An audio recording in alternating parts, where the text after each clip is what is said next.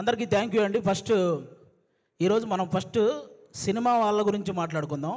2 సినిమాని చంపేసే వాళ్ళ గురించి మాట్లాడుకుందాం. 3 మన సినిమా గురించి మాట్లాడుకుందాం. ఓకేనా? ఓకే.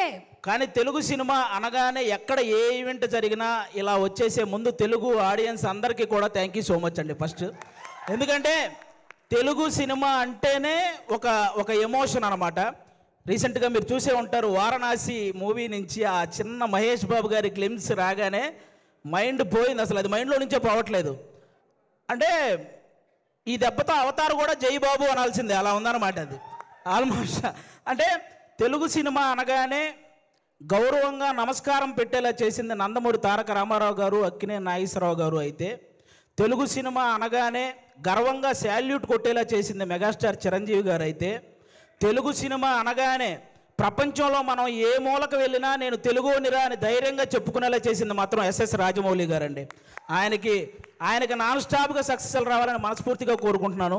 ఇప్పుడు ఆ వారణాసి గురించి ఎందుకు మాట్లాడాల్సి వచ్చిందంటే, ఆ రోజు జరిగిన ఆ గ్లోబల్ ఈవెంట్ అంత సక్సెస్ అవ్వడానికి one of the main reason మన సుమగారికి నిజంగా అసలు మామూలు విషయం కాదు. అంటే అంత పెద్ద ఈవెంట్లో చిన్న అంతరాయం కలిగినా కూడా ఆవిడ మేనేజ్ చేసిన విధానం మాత్రం వేరే లెవెలు. అందుకే సుమగారికి ఒక్కసారి గట్టిగా క్లాప్స్ కొట్టాలి ఆ విషయంలో మాత్రం. అదొక్కటే కాదు, ఈ ప్రేమ అంటే సినిమా కంటే ముందు మీకు అసలు సుమ అంటే ఏంటో చెప్తాను మీకు. అసలు జనరల్గా మీరు Sukumar universe, Lokesh Kanagaraj universe, Sujeeth universe ఇవన్నీ చూసుంటారు కదా. కానీ సుమ యూనివర్స్ అనేది వీటన్నిటికంటే పెద్దది.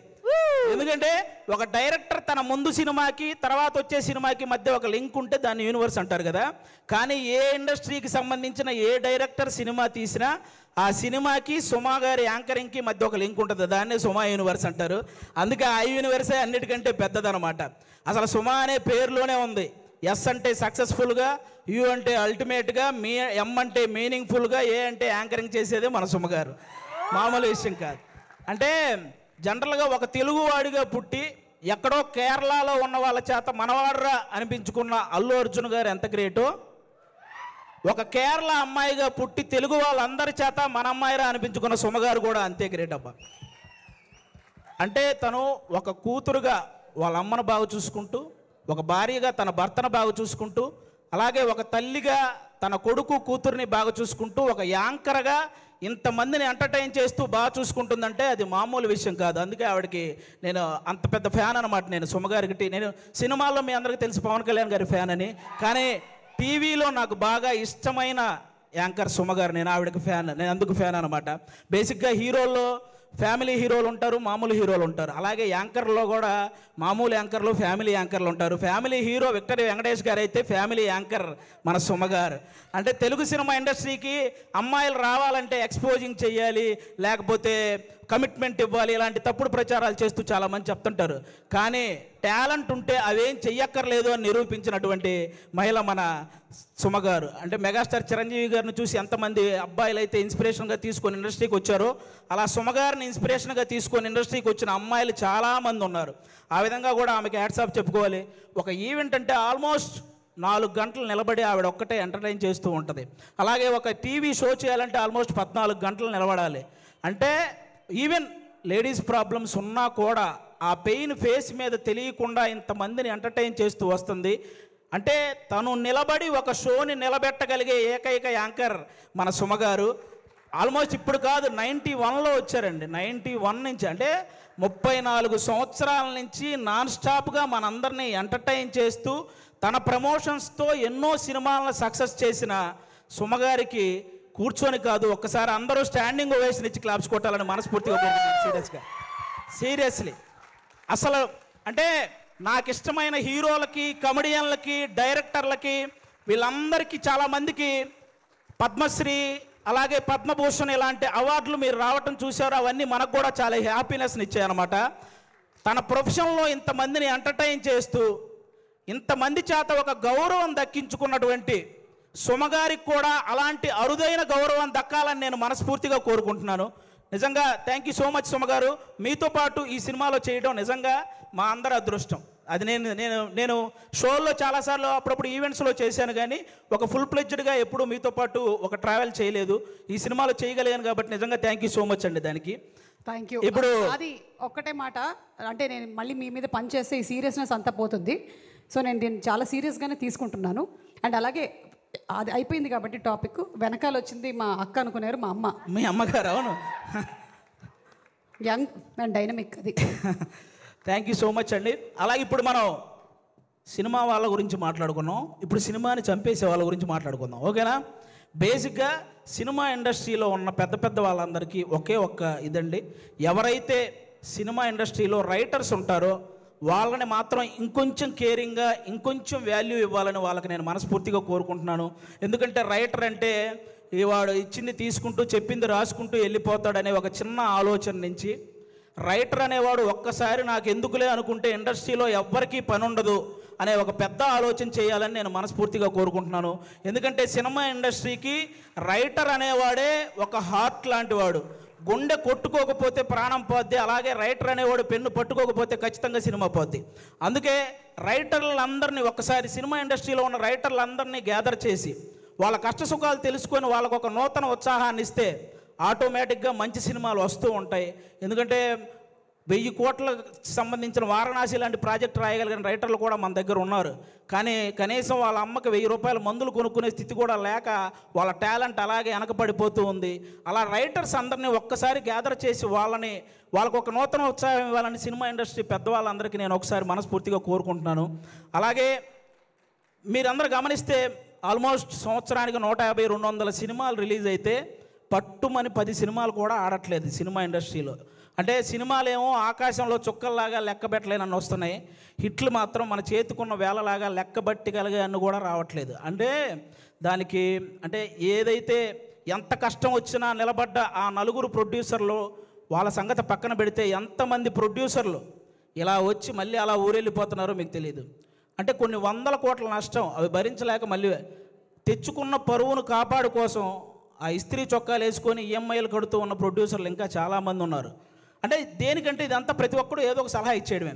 మలయాళంలో మంజుమాల బాయ్స్ అని ఒక సినిమా చూసి అలాంటి సినిమా మన వాళ్ళు ఎందుకంటే తీరండి అని, పోనీ అలాంటి సినిమా మన వాళ్ళు తీస్తే అందులో ఐటమ్ సాంగ్ పెట్టలేదని ఏడుస్తారు.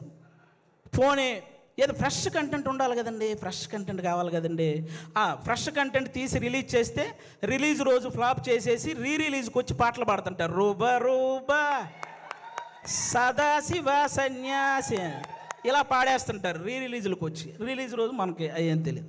అలా అంటే ఆ విధంగా ఎవరికి వాళ్ళు సలహాలు ఇచ్చేసి ఆ సినిమాని ఏదో రూపంలో చంపేస్తూ వస్తున్నారు. దానివల్ల ఎక్కువ నష్టం ప్రొడ్యూసర్లకే జరుగుతుంది. వీటన్నిటికంటే ఏదైతే కొన్ని సంవత్సరాల నుంచి మన తెలుగు సినిమాకి బొమ్మ చూపించిన ఐబొమ్మ అనేది ఒకటి ఉందో ఆ దరిద్రం ఇప్పటితో అయితే పోయింది. కానీ దానికంటే పెద్ద దరిద్రం ఏముందంటే సోషల్ మీడియాలో వచ్చే నెగిటివిటీ. అంటే లెజెండరీ యాక్టర్స్ దగ్గర నుంచి ఇప్పుడిప్పుడే ఎదుగుదామని వస్తున్న ప్రతి యాక్టర్ మీద కూడా సోషల్ మీడియాలో విపరీతమైన నెగిటివిటీ. అది కొంతమందికి ఇప్పుడు నాలాంటి వాడు మీరు చేశారనుకో నాకు పెద్ద బాధ ఏమి ఉండదు, నేను మా ఇంట్లో అమ్మా నాన్నలకు నేను చెప్పుకోగలను, అవేం పర్లేదు నేను చూసుకుంటాను. కానీ కొంతమంది అందరికీ అలా ఉండదు. కొంతమంది వాళ్ళ పేరెంట్స్ సెన్సిటివ్ అయి ఉండొచ్చు, ఆ పర్టికులర్ యాక్టర్ సెన్సిటివ్ అయి ఉండొచ్చు. అలా ట్రోల్ చేయడం వల్ల వాళ్ళు మనస్తాపానికి గురైపోయి ఖచ్చితంగా వాళ్ళు చేసే ప్రాజెక్టుల విషయంలో కానీ వాళ్ళు చేసే పనుల విషయంలో కానీ వెనకపడుతూ ఉంటారు. అది మీరు గమనించాలి. నేను ఓన్లీ ఏదో చిన్న చిన్న వాళ్ళ గురించి చెప్పట్లేదు, మన తెలుగు సినిమాని ఆల్మోస్ట్ మన దేశాన్ని తలెత్తుకునేలా చేసిన రాజమౌళి గారు లాంటి వాళ్ళే ఒక పోస్టర్ వదిలితే దాని మీద ట్రోల్ చేసి ఆయన్ను కూడా తలదించుకునేలా చేస్తున్నాం. అరే ఒక అనుకున్న ఈవెంట్లో అనుకున్న టైం ప్రకారం ఒక గ్లిమ్స్ ప్లే అవ్వలేదని ఎమోషనల్ అయ్యాడు. అంటే ఆయనకు ఆ సినిమా పట్ల ఉన్న హార్డ్ వర్క్ గురించి, ఆయనకు ఆ సినిమా పట్ల ఉన్న డెడికేషన్ గురించి మనం హ్యాట్స్ ఆఫ్ చెప్పాల్సింది పోయి అందులో కూడా ఏవో కారణాలు వెతుక్కొని ఎలాగోలాగ ట్రోల్ చేయాలి. అక్కడ తప్పు జరగలేదు అసలు. ఆయన బేసిక్గా నాకు రామాయణం మహాభారతం అంటే చాలా ఇష్టం అని చెప్పిన వ్యక్తి. అలాంటి వ్యక్తి ఎవరైనా రాముడి గురించి నాకు తీసే అవకాశం వచ్చిందని చెప్పిన వ్యక్తి. ఆయన ఆ రోజు హనుమంతుడి మీద అలిగాడే కానీ అవమానించలేదు. ఇది ఒక్కటి అందరూ గుర్తుపెట్టుకోవాలని నేను మనస్ఫూర్తిగా కోరుకుంటాను. ఒకరు కాదు, సినిమా కోసం ఎన్టీఆర్ గారు సన్నబడితే ఆయన మీద ట్రోలింగ్, మన బాలకృష్ణ గారు మాట్లాడితే ట్రోలింగ్, అల్లు అర్జున్ గారు నవ్వితే ట్రోలింగ్, సాయి ధర్మ తేజ్ గారు యాక్సిడెంట్ అయ్యి ఆయనకు మాట్లాడడానికి ఇబ్బందిగా ఉంటే దాని మీద కూడా ట్రోలింగ్. అరే మనం బయట దేశాలకు వెళ్తే జస్ట్ మనం బాహుబలి అంటే కానీ ఓ మీరు ఇండియనా అనే పరిస్థితి ఉండదు. అలాంటి ప్రభాస్ గారి లుక్స్ మీద ట్రోలింగ్, రామ్ చరణ్ గారి చికిరి చికిరి అనే సాంగ్ పక్క దేశాల వాళ్ళు కూడా రీల్ చేస్తున్నారు. అలాంటి ఆ స్టెప్పుల మీద ఇక్కడ ట్రోలింగ్. ఒకరు కాదు, విజయ్ దేవరకొండ గారి మీద మన ఇండస్ట్రీ వాళ్ళే ట్రోలింగ్. అంటే ఒక వ్యక్తి ఇంకా అంతకు మించి ట్రోలింగ్, అంత మానసికంగా ఒక వ్యక్తిని కుంగవేయాల్సిన పనే ఉంది. ఇప్పుడు బాహుబలి, RRR, పుష్ప ఎలాగో ఒక వర్గానికి అర్జున్ రెడ్డి లాంటి సినిమా కూడా అలాగే. అతనికి బౌన్స్ బ్యాక్ అయ్యే టైం కూడా ఇవ్వకుండా అతని మీద అంత ట్రోల్ చేస్తూ ఉంటే అతను ఎంత ఇబ్బంది పడతాడో ఆలోచించాలి. ఒక శ్రీలీల అని ఒక తెలుగు అమ్మాయి ఇక్కడి నుంచి బాలీవుడ్, తమిళనాడు ఇలా వెళ్ళి అన్ని ఇండస్ట్రీల్లో వర్క్ చేస్తుంటే ఆ అమ్మాయి డ్యాన్స్ చేస్తుంది కానీ యాక్టింగ్ పెద్ద. ఇప్పుడు భగవంత కేసరి అనే సినిమా నేషనల్ అవార్డు దృష్టికి వెళ్ళిందంటే బాలకృష్ణ గారి పర్ఫార్మెన్సు, అలాగే అనిల్ రావుపూడి గారి కథతో పాటు శ్రీలీల గారి పర్ఫార్మెన్స్ కూడా వన్ ఆఫ్ ద రీజన్ కదా. అలాంటి అమ్మాయిని అంత బ్లేమ్ చేయడం ఏంటి? ఒకటిగా మెగాస్టార్ చిరంజీవి గారి మీద డీప్ ఫేక్ AI వీడియోలు చేశారబ్బా. ఇంతకంటే దరిద్రం ఏమైనా ఉంటుందా? నాకు తెలిసి ఆయన రికార్డులు కొట్టిన పోస్టర్లు గోడల మీద పడేటప్పుడు ఆ ట్రోలింగ్ చేసినోడు వాళ్ళ అమ్మ కడుపులో కూడా పడి ఉండడు. అలాంటి వ్యక్తులు వాళ్ళు. ఆయన 3 దశాబ్దాలు 1వ నంబర్ పొజిషన్లో ఉన్నప్పుడు వీడికి అసలు ఒకటంటే ఇలా ఉంటుందని కూడా తెలియదు. మన తుఫాన్ వచ్చిన ఆయన సినిమాల కోసం మనం పరిగెత్తుకుంటూ వెళ్తున్నప్పుడు వాడికి నడవటం కూడా వచ్చి ఉండదు. అలాంటి వాడు వచ్చి మెగాస్టార్ చిరంజీవి గారి మీద ట్రోల్స్. అరే మెగాస్టార్ చిరంజీవి గారు ఒక స్టేట్కో ఒక క్యాస్ట్కో సంబంధించిన వ్యక్తి కాదు, ఒక దేశం గర్వించదగ్గ వ్యక్తి మెగాస్టార్ చిరంజీవి గారు. అలాంటి వ్యక్తి మీద ట్రోలింగ్. ఈ ట్రోలింగ్ ఎందుకు, వీటి వల్ల సినిమా ఎందుకు చనిపోతుంది అంటున్నానంటే, నేను హీరోల మీద ట్రోలింగ్ చేయడం వల్ల, ఇంతమంది స్టార్ హీరోల మీద ట్రోలింగ్ చేయడం వల్ల రేపొద్దున తెర మీద వాళ్ళు హీరోయిజం చూపించినా అది చాలా కామెడీగా అయిపోతుంది నార్మల్ జనాలకు, చూసే వాళ్ళకి. అందుకే ఆ హీరోయిజం ఫెయిల్ అవుతుంది కాబట్టే సినిమాలు ఫెయిల్ అవుతున్నాయి. అరే 100 కోట్లు ఖర్చు పెడుతున్న ప్రొడ్యూసర్లు ఒక పక్క ఒక సినిమా హిట్ అయితే ఇంటికెళ్ళి మా అమ్మ నాన్నకు చెప్పుకుంటామని వెయిట్ చేస్తున్న డైరెక్టర్లు, ఒక సక్సెస్ వస్తే కానీ ఇంకో సినిమాలో మళ్ళీ కంటిన్యూ చేయరు అని ఆశపడే టెక్నీషియన్స్, అరే ఫ్యామిలీస్ని వదిలేసి అభిమానుల కోసం హిట్ ఇవ్వాలని చెప్పి కష్టపడుతున్న హీరోలు, ఒక సినిమా హిట్ అయితేనే జీతం పెరుగుతుందనే ఆశించే సినిమా కార్మికులు, ఇంతమంది కష్టాన్ని ఒక చిన్న నెగిటివిటీ ట్రోలింగ్తో మీరు కంప్లీట్గా దాన్ని చంపేస్తున్నారు. ఒక్కరు కాదండి, అసలు ట్రోలింగ్ అంటే ఇప్పుడు మీరు బ్రహ్మానందం గారి రియాక్షన్స్తో మీరు ట్రోల్ చేస్తారు, అవి మేము కూడా నవ్వుకుంటాం, అందరూ నవ్వుకుంటారు.